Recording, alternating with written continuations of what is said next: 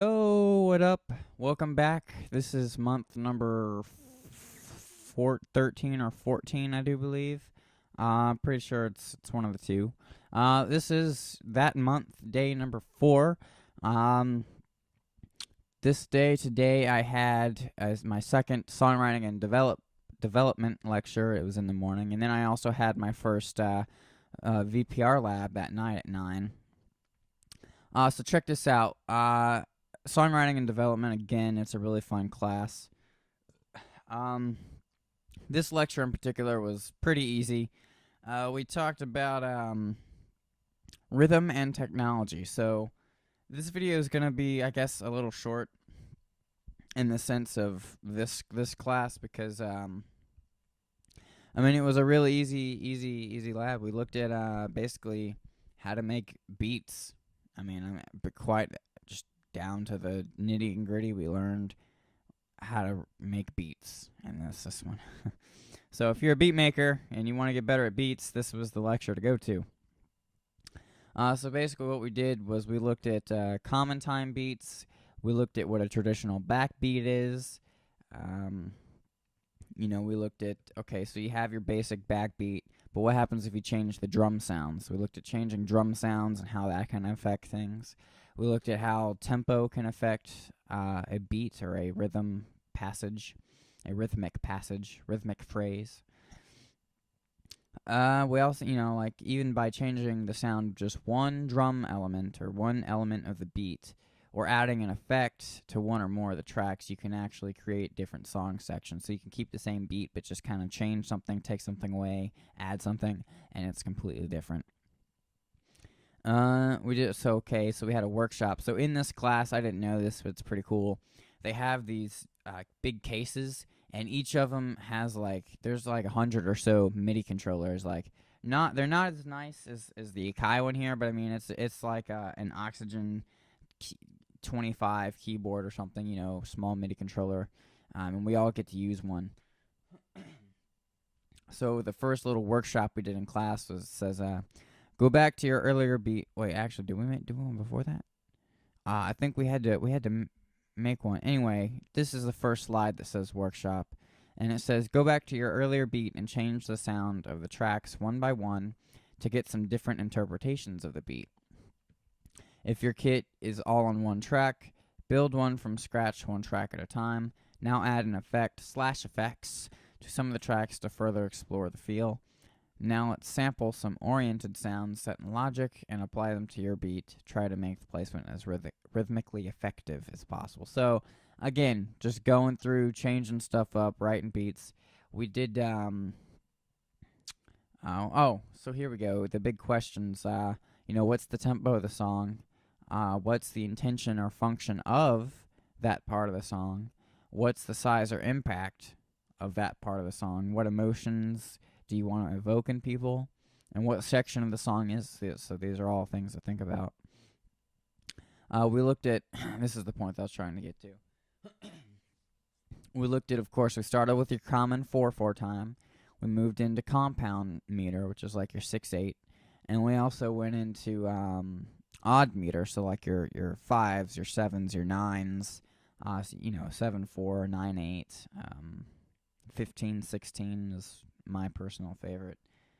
So we each had to make a beat in odd meter time, and volunteers could go up and show off what they did or whatever. So that was really the extent of that. We started on also what's called OCC OCCD number 1, and there's 3 of them in the month. It stands for Off-Campus Creative Development. And basically, it's homework where we have to, kind of just follow the instructions and do what they say. And it's kind of also a platform to kind of jumpstart us if we can't come up with any ideas for the final project. So, like the instructions were like part number 1, come up with a 2-measure beat in common time with no more than 4 kick drums and 4 snare drums, things like that. And it's got a list of like 8 different things. So it's pretty cool. That's due on the lecture number 4. So yeah, we also, before I forget, we also talked about adding bass lines and how, because they're kind of related to the rhythmic part. But yeah, we looked at some bass lines and basically did the same thing with the bass line. We used the beats that we made and added a bass to it.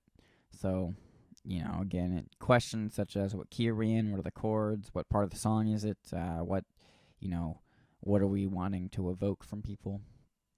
So yeah, it was a pretty neat class, pretty fun. I will say it's the most fun I've had in a lecture in a long time, just because of the fact that like we're playing around, we're having fun, we're making music in class. It's a blast.